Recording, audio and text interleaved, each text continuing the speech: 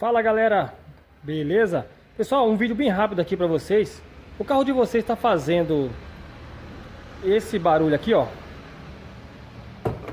Quando vocês abrem a porta, ó.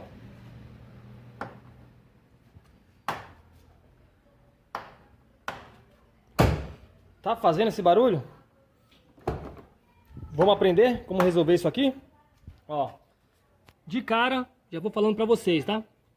Tira esse pino aqui. Tá? Como é que eu vou tirar esse pino? Pega o martelo, ó.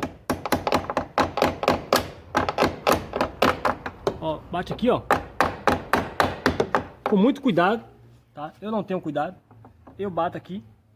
Vocês vão bater, ele vai subir, certo? Quando ele subir, o que é que vocês vão fazer?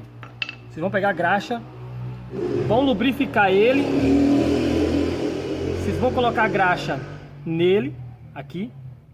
Vai colocar a graxa aqui dentro, tá? E acabou o problema. Eu vou dar uma pausa aqui e vou fazer isso, vocês vão ver. Ó, aqui tá o pininho lá, ó. E o problema disso tudo tá aqui, ó. Tá aqui. Certo? O que vocês vão fazer agora? Vou lubrificar ele. Vocês vão lubrificar aqui, a peça inteira aqui. E vai colocar a graxa aqui, ó, dentro.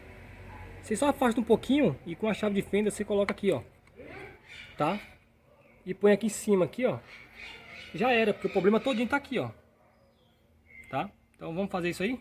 Já volta aí. Vou lubrificar ele e vou colocar e fazer o teste de novo. E o resultado não poderia ser outro, né? Aí, ó. Resultado 100%. Beleza? Aqui, ó. Pronto, feito isso já era. Tá bom? É isso aí, galera. Um abraço pra vocês e até o próximo vídeo. Fui!